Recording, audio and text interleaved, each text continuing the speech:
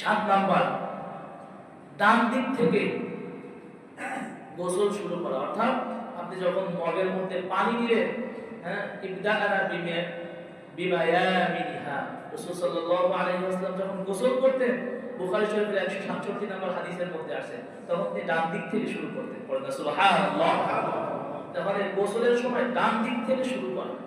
আপনি মগের ভিতরে পানি নিয়ে আগে কোথায় দিবেন? ডান পাশে দিবেন। এরপরে কোন পাশে দিবেন? বাম পাশে দিবেন।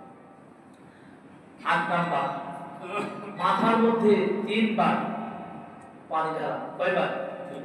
এখন তো জোয়ান না, আপনি এভাবে একটা হিসাব করে নিন যে প্রথমবার দিলেন, সমস্ত শরীর ভিজানোর পরে আপনি এবার সাবান শ্যাম্পু দিয়ে সুন্দর করে মাখানোর পরে দ্বিতীয়বার আপনি ছাড়লেন। হ্যাঁ, দ্বিতীয়বার যখন আপনার হয়ে যায় বন্ধ করে, তখন আপনি আবার যখন কোনো কিছু দিবেন গায়ের মধ্যে, তখন 3 নাম্বার ওভার, এভাবে আপনি একটা সিস্টেম করে দিবেন। তবে 3 বার কি করে? একটা হাদিসের মধ্যে আসছে, বুখারী 255 নম্বর হাদিসের মধ্যে আসছে, কান নবী সাল্লাল্লাহু আলাইহি ওয়াসাল্লাম ইউফরিগু আলা রাসিহি তালাতা, রাসূল সাল্লাল্লাহু আলাইহি ওয়াসাল্লাম মাথার উপর 3 বার পানি ঢালতেন।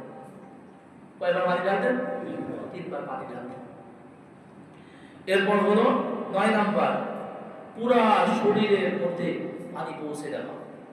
পায়ের আঙ্গুলের চিপায়, হাতের আঙ্গুলের চিপায়, সমস্ত জায়গায় পানি পৌঁছে দেওয়া।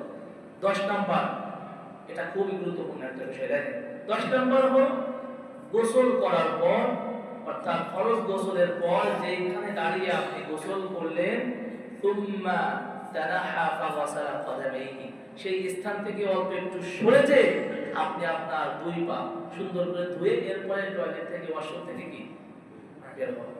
মনে থাকবে ইনশাআল্লাহ। এগুলো আমরা শেখা, এগুলো আমাদের মনে রাখা, এই অনুযায়ী আমল করা।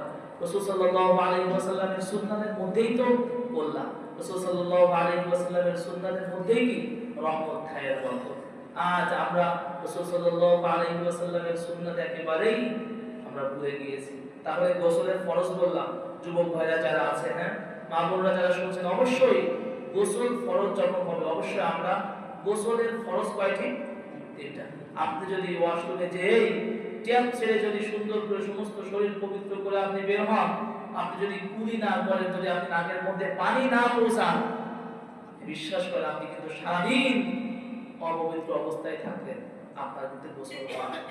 তাহলে অবশ্যই ফরজ গোসলের আগে অবশ্যই 3টা বিষয় মনে রাখতে হবে। 1 নাম্বার হলো গড়গড়া সহ কি কুলি করা। 2 নাম্বার, নাকের নরম জায়গা পর্যন্ত কি